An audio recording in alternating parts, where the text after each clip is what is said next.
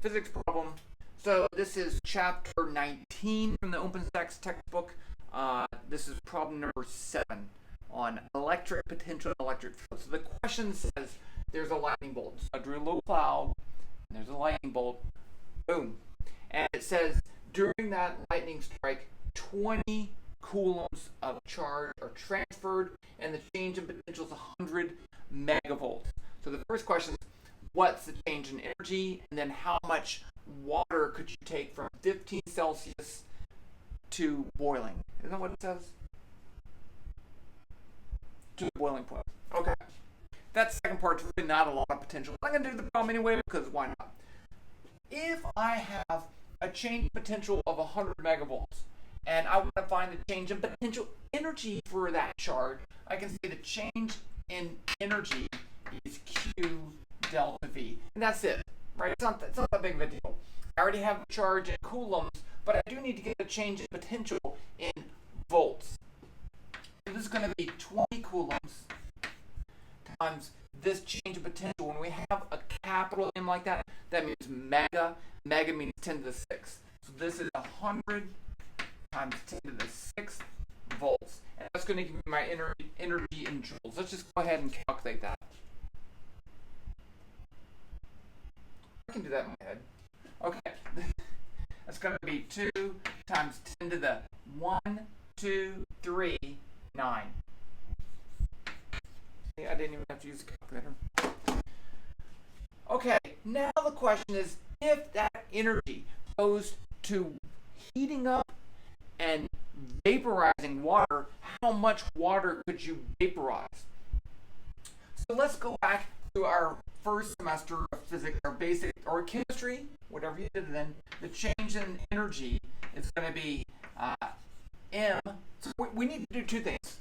I need to take water and heat it up to 100 degrees Celsius, and then I need to take that water and change it from a liquid to a gas. So there's two things.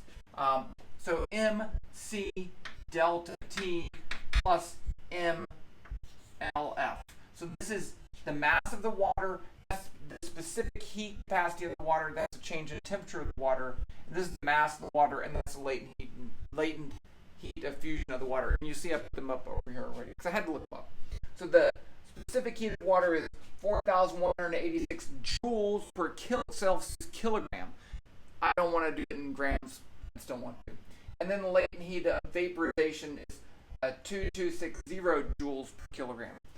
So I know all those numbers. I know the change in temperature right here too. I'm going from 15 to 100, so that's 85. And I just need to solve for the mass. So I know this number.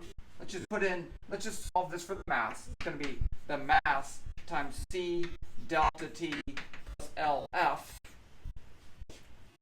And now I just want to solve for the mass. So the mass is going to be delta E, which I know, divided by C delta T plus LF. So if I put in my values right here, do I have room? I'm not sure I have room. I'm going to erase. When in doubt, just erase stuff. M is going to be 2 times 10 to the 9th divided by 4186 times 85 plus 2260. So now be careful. Be careful entering this in your calculator when you got scientific notation. 2260 parentheses. Okay.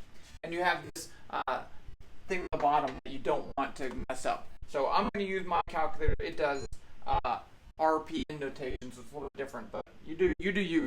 Okay. So I have 2 times 10 to the 9th, enter, and I'm going to do this. 4186 times 85. And then I'm going to add that 2260 plus, and then I'm going to divide that, and I get a mass.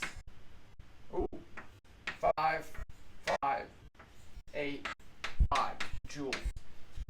So what does it even mean? No, kilograms. That's a lot. Okay, that's a large mass. Basically the whole tree.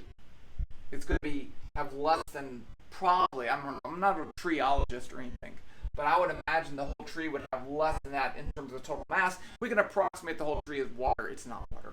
But clearly, the water inside of that tree is going to turn into gas. It doesn't have anywhere to go. Boom, tree explodes. Okay, but really it's just an application of change in potential energy for electric charges.